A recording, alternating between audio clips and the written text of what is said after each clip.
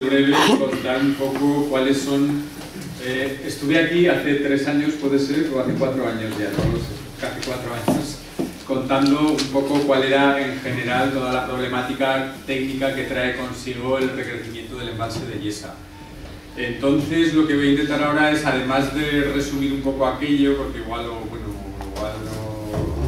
hubo gente que no estuvo entonces o no se acuerda, ver un poco también qué avances o cuál ha sido o cómo ha cambiado de alguna forma la situación a nivel de informes técnicos sobre este asunto, porque sí que es cierto que de por medio ha habido unos cuantos informes por parte de la administración que cuentan la realidad un poco a su manera. Yo voy a intentar dar un poco mi visión y dar la visión lo más objetiva posible de cuál es el problema, y entonces, bueno, luego ya cada uno pues se puede hacer su imagen, su mapa mental de cuál es realmente el riesgo innecesario, como ha dicho Perico antes, a nuestro entender, al que se está sometiendo a las poblaciones que vivís aguas abajo del embalse de Yesa.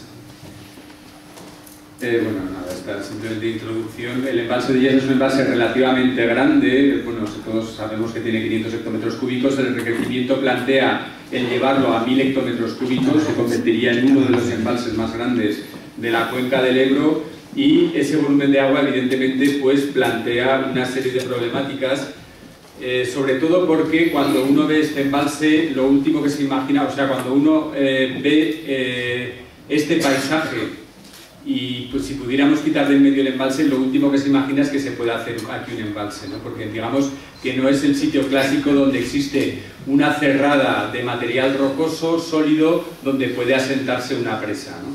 Entonces digamos que esa es la primera impresión que da cuando vemos la zona en que se asienta el vaso y la presa del embalse.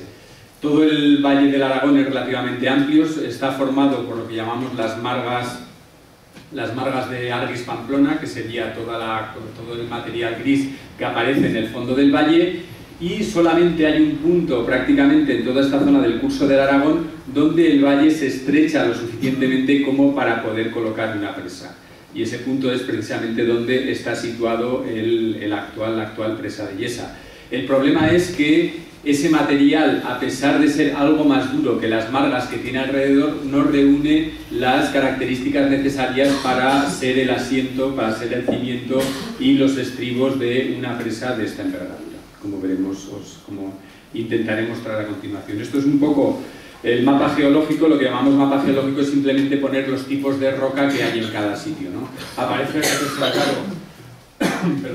lo que es el vaso actual del embalse, la presa, y lo que se ve es que hay un cambio de tipo de material desde la zona blanca, que serían las margas de Argüis-Pamplona, que es donde está todo el vaso del embalse, a esa zona que está punteada, que estaría situada sobre lo que llamamos el flix de Yesa. El flix es un material, una combinación de areniscas y arcillas, y precisamente ahí es donde se estrecha el valle lo suficientemente como para poder construir la presa. ¿Cuál es el problema que existe? Pues el problema que existe es que toda esta zona que llamamos flix de Yesa, la que está punteada en el mapa geológico, tiene un conjunto de deslizamientos, o sea, las laderas sobre las que aparece el flix, que serían las que aparecen marcadas en rojo allí en la viñeta de la derecha, son inestables. Aparecen una serie de deslizamientos. Algunos de ellos están registrados, conocidos y estudiados desde el momento en que se hizo el primer proyecto del embalse, o sea que René Petit conocía su existencia, y son precisamente el que aparece, serían esta parte de aquí y esa parte de aquí. Serían esas dos zonas, una en la margen derecha y otra en la margen izquierda. Lo que pasa es que a lo largo de estudios que hemos ido haciendo en los últimos años, pues hemos visto que no solamente, sobre todo en la margen izquierda, como veis, prácticamente toda la ladera es inestable. Entonces, no solamente ese pequeño segmento que dijo René Petit, sino que prácticamente el conjunto de la ladera izquierda, a casi 1 kilómetro de lo que es la presa, es inestable. Esto, la primera vez que bueno, yo creo que es interesante resaltar, es el hecho de que la primera vez que se dijo que toda esta ladera era inestable, lo dije yo en un congreso que organizó la Confederación Hidrográfica del Ebro sobre laderas inestables. y allí prácticamente todo el público que había, que eran en la mayoría, en su mayor parte, ingenieros de empresas que trabajan para la Confederación, me dijeron que estaba loco, que eso no era cierto y que esa ladera, la única inestabilidad que había en toda la ladera era el deslizamiento de la Refalla, ¿no? Y el otro deslizamiento del Monte Mérida. Como vamos a ver a continuación, las cosas han cambiado a nivel de la Confederación y ahora por lo menos sí que reconocen que ese conjunto de la ladera puede ser inestable, ¿no? Lo que pasa es que vamos a ver también los matices que tenemos o las diferencias de opinión que tenemos entre ellos y yo. El conjunto de toda esta ladera, como mucho, o sea, como poco, estaría en torno, el volumen de material deslizable sobre el embalse estaría en torno a los 25 hectómetros cúbicos, y el máximo estaría en torno a los 65 hectómetros cúbicos. Un hectómetro cúbico de tierra pues es 2,5 millones de toneladas, ¿no? O sea, que es 1 millón de metros cúbicos. Por hacernos un poco a la idea de las magnitudes de lo que puede moverse. Sí que es cierto, hay un argumento, cuando nosotros hablamos de esto, como ha dicho Pedro antes, el referente es Ballont, y sí que hay un argumento al que se agarra siempre los técnicos de la Confederación, que es decir, esto no es Ballont, porque el volumen del deslizamiento de Ballont estaba en torno a los 250 hectómetros cúbicos, y aquí estamos hablando de una quinta parte. Evidentemente, a nivel volumétrico no es lo mismo, pero tampoco es lo mismo que un deslizamiento esté en el vaso, en la zona de vaso, en la parte central o hacia la cola, que esté exactamente situado sobre la zona de la cerrada. Entonces, evidentemente, la peligrosidad es mucho mayor para deslizamientos que están situados muy próximos a la zona de presa, frente a deslizamientos como era el caso de Ballont, que están situados en la parte central o en la parte trasera del vaso, ¿no? Entonces, digamos que volumétricamente es menos importante que Ballont, a nivel de riesgo puede ser tanto o más importante, en el sentido de que es la propia presa la que está afectada. Esta es la vista de lo que es la presa, para hacernos una idea de que sí se ven, que no son cosas que yo me he inventado a la hora de definir la inestabilidad de las laderas, en las que puede verse que la morfología que tienen estas laderas, por ejemplo, si uno echa un ojo en la parte derecha, lo que se ve es que esta ladera está regular, ¿no? O sea, más o menos la pendiente es constante. Pero en cuanto nos empezamos a acercar a la presa, ya por aquí aparece alguna zona un tanto irregular, y por aquí lo que vemos es que la ladera, esta es la zona del deslizamiento de la Refalla, o sea que esta sí que reconocen que es inestable, pero lo que se ve también es que conforme nos vamos hacia el este, esta ladera sigue siendo irregular. Aquí vemos una zona de pendiente mayor y aquí de pendiente menor, y esa especie de, digamos, de morfología anómala se mantiene a todo lo largo hasta que se llega al deslizamiento del Monte Mérida. El hecho de que aquí estén continuamente teniendo problemas a la hora de intentar estabilizar la ladera, porque la nueva presa abarcaría esta parte de aquí, la parte del frente aguas abajo de la presa antigua, lo que nos indica es que estos materiales de este flysch de yesa que aparecen por aquí precisamente no son lo que se pueda decir estables. Este es lo que más o menos tenía yo calculado que podían ser las masas que se podían deslizar hacia el centro del embalse. Sabemos que esta zona de aquí es inestable porque, bueno, luego contaré un poco los estudios que ha hecho la Confederación últimamente, porque tiene morfología de deslizamiento antiguo. Esta zona de aquí es la del deslizamiento de 2006 y esta zona de aquí es la que hemos visto que tiene una morfología distinta y que también podría ser inestable, ¿no? Y que, como veremos también, pues últimamente también la propia Confederación reconoce que puede ser inestable. Este es el deslizamiento de la Refalla. Vemos que está localizado prácticamente encima de los aliviaderos del embalse actual, y una de las cuestiones importantes es que, bueno, no sé si se ve desde atrás, pero una de las cuestiones en discusión es cómo es la geometría de esta superficie. Todo lo que está pintado aquí es la masa que ya se ha deslizado, o sea que tuvo un movimiento que se ha datado en aproximadamente 12.000 años, es decir, 12.000 años a escala geológica no es nada, o sea, a escala humana puede parecer mucho porque todavía era la prehistoria, pero a nivel de evolución de paisaje y de escala geológica no es prácticamente nada. y uno de los motivos de discusión es precisamente cómo es esta superficie de aquí, porque de eso dependen los números que van a dar la posibilidad de que gente diga que este deslizamiento es estable y de que aquí no va a pasar nada, que no existe riesgo. Esto es el análisis que hice en sus tiempos sobre lo que llamamos el factor de seguridad para ese deslizamiento. Factor de seguridad es un poco la relación entre las fuerzas que hacen moverse una determinada masa y las fuerzas que la retienen.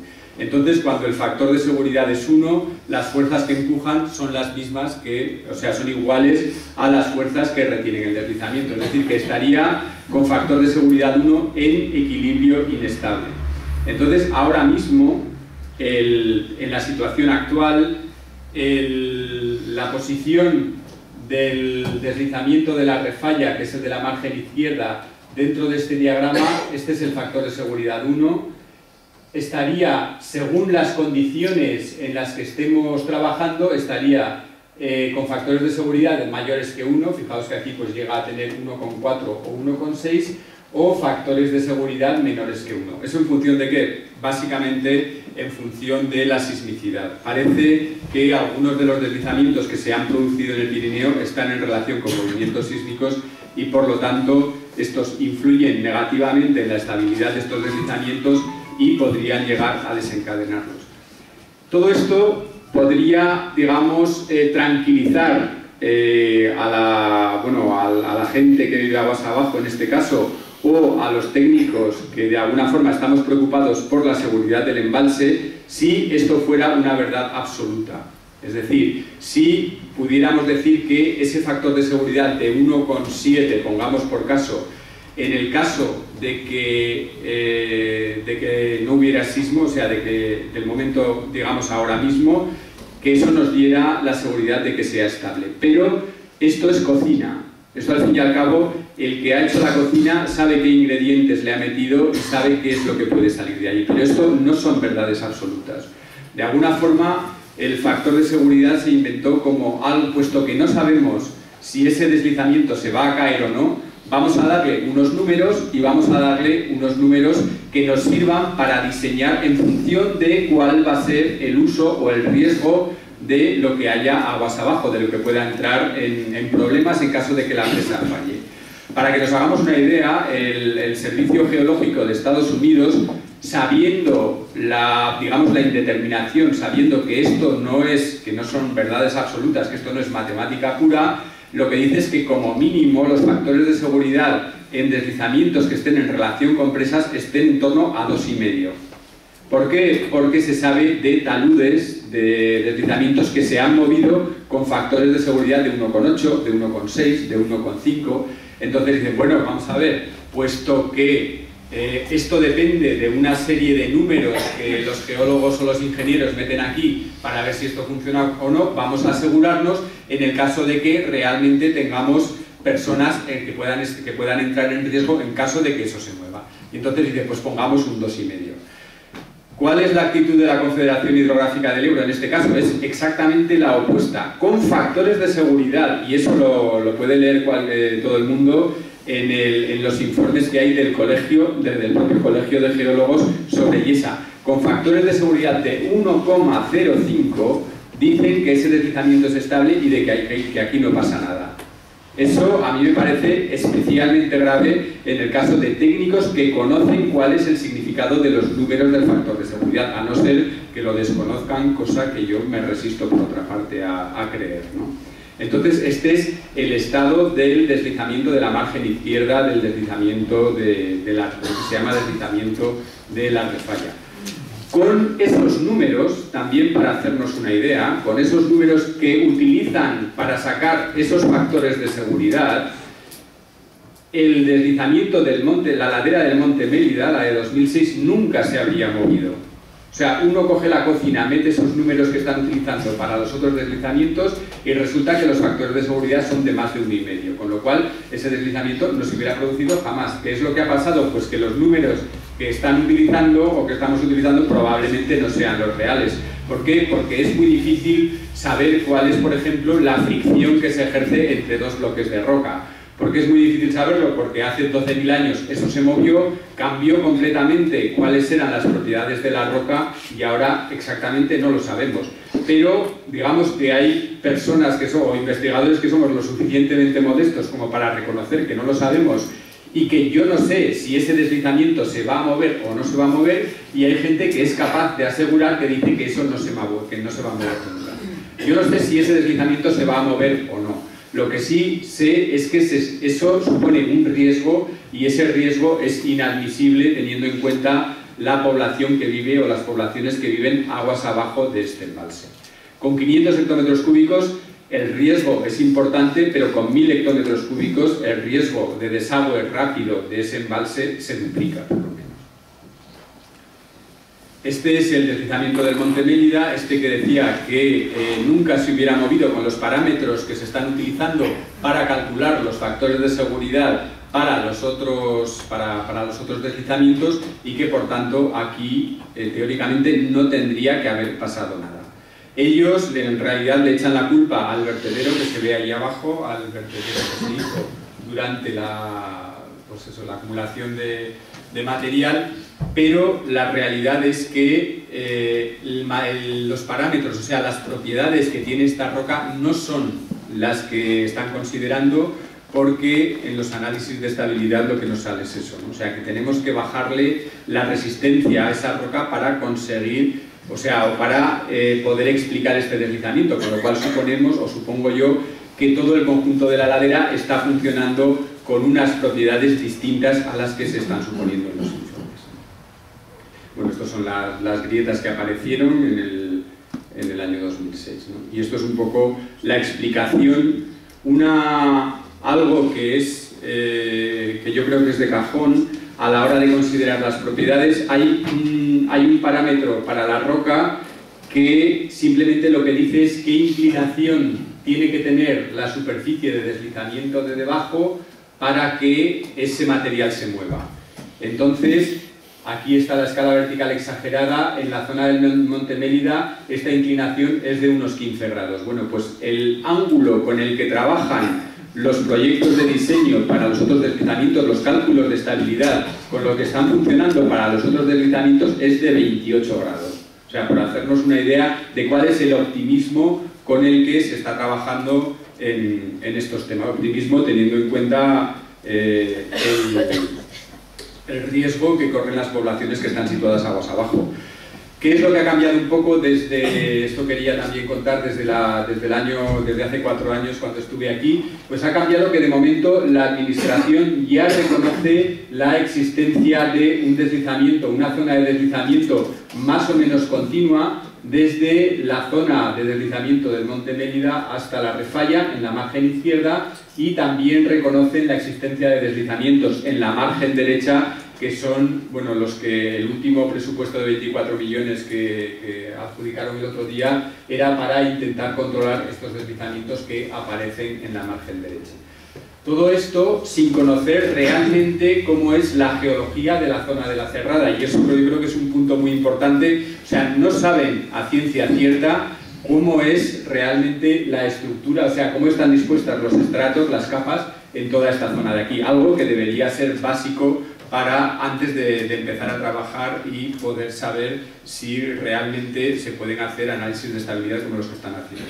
Entonces, bueno, una de las cosas, como decía, que ha cambiado es esto. Eso sí, en los informes que ha hecho la administración, ellos dan exactamente el volumen de cada uno de estos deslizamientos, de cada uno de estos tipos de materiales. Yo soy incapaz, no sé si ha quedado claro cuando he dicho esto, está entre 25 y 65 hectómetros cúbicos. Estoy dando un margen de casi 3 veces. ¿Por qué? Porque no lo sé, porque no sé exactamente dónde están las superficies de deslizamiento. Pero es que ellos tampoco lo saben, porque no se han hecho sondeos suficientes. Bueno, y en un sondeo es muy difícil además saber exactamente dónde está la superficie de deslizamiento. No lo saben, pero adjudican rápidamente todos los volúmenes a la baja, ¿no? Y dicen que todo esto tiene un volumen que no supera los 20 hectómetros cúbicos en conjunto. O sea, deben de ser o más inteligentes o tienen la capacidad de ver por el interior de la Tierra y ven exactamente dónde están las superficies de deslizamiento. Esto es, bueno, he puesto esto como ejemplo de la ignorancia que existe sobre cómo es la geología de la Cerrada. Esto teóricamente es un corte geológico de la zona de la Cerrada, sería un corte como si cortáramos la Tierra en dirección más o menos norte-sur a la altura de la presa. Entonces, todo esto, hablando con gente especialista en lo que es la geología del Pirineo, todo esto está mal. O sea, ni esa falla, esta línea negra que aparece por aquí, esto es lo que se llamaría una falla porque rompe las capas. Estos son fallas pequeñas. Bueno, pues la geología en realidad no se parece en nada a esto que esta gente está pintando. Y por supuesto cambiaría, estos son todos los sondeos que se han ido haciendo a lo largo de estos años, y por supuesto todo lo que es el conjunto de la interpretación de la geología de la Cerrada también cambiaría. Y esto es un poco el key de la cuestión. Esto es, digamos, el punto crucial de si se puede decir que la masa, claro, la más peligrosa sería la que está más cerca de la zona de la presa, sería el deslizamiento de la refalla.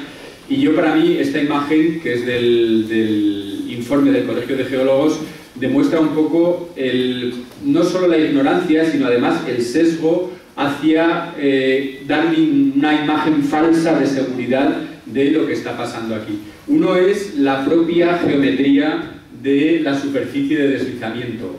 En comparación con la que presentaba yo antes, lo que se ve es que aquí la longitud de esta zona plana, que aparece en la parte del deslizamiento, pasa desde el deslizamiento, ha crecido. ¿Por qué ha crecido? Porque cuanto más larga sea la zona plana, más estable nos va a salir teóricamente cuando calculemos el factor de seguridad.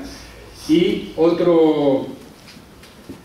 aún así, con todas estas condiciones y suponiendo una sismicidad que no es la máxima de la zona, o sea, suponiendo una sismicidad mediana, el factor de seguridad que obtienen en este caso estaría en torno a 1,17. Entonces, cuando los factores de seguridad salen próximos a 1, lo que rápidamente aparece la frase, que es la frase que aparece ahí abajo, que es decir, esta situación tiene una probabilidad baja de ocurrencia. Es decir, nunca vamos a tener un desembalse rápido y un sismo. Pero ¿qué es lo que pasa y qué es lo que pasó en Bayont cuando hay problemas en un deslizamiento? ¿Qué es lo que hace la persona que está llevando la dirección de la presa? Desembalsar. ¿Por qué? Porque lo que intenta es bajar rápidamente el nivel del embalse para que la catástrofe sea menor aguas abajo, para que haya menos volumen desembalsado de forma catastrófica. Entonces, que las catástrofes ocurran durante un desembalse no es raro, porque precisamente eso es lo que la dirección de presa intenta hacer siempre, disminuir la catástrofe a base de disminuir el volumen del embalse. Entonces, el caso de sismo y desembalse rápido no es tan de baja ocurrencia como intentan, a mi entender, hacer creer los que están haciendo o los que están firmando los informes técnicos. Esto es otro de los estudios que se ha hecho, realizado por gente de la Universidad de Zaragoza, en los cuales yo no he tenido nada que ver, porque por supuesto, como ha dicho Pedro antes, estoy vetado por la Confederación para cualquier tipo de estudio que se pueda hacer. Esto es una cata, una trinchera que se hizo con una retroexcavadora en la parte alta del deslizamiento de la refalla y que permitió datar el deslizamiento en 12.000 años. Y lo que dice también es que en los últimos 5.800 años la actividad del movimiento ha sido muy limitada. Para mí, o para cualquier persona que trabaje en deslizamientos, cuando te dicen que un deslizamiento se ha movido en los últimos 12.000 años, a mí lo que me produciría más bien es intranquilidad. Lo que me daría seguridad es que un deslizamiento haya sido estable en los últimos 100.000 años. Pero es que 12.000 años, hace 12.000 años es nada, lo que decía antes, en términos geológicos, y vamos, ya estábamos prácticamente en unas condiciones climáticas como las actuales, ¿no? Lo cual significa, porque los hielos se retiran hace 13.000 años aproximadamente, se retira el hielo del Pirineo. Además, bueno, nunca llegó tan abajo, ¿no?, los glaciares.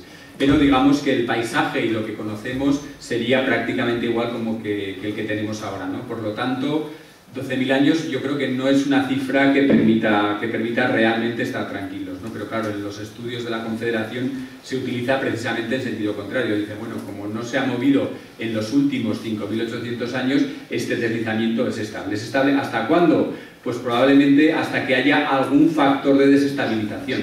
¿Cuáles son los factores de desestabilización?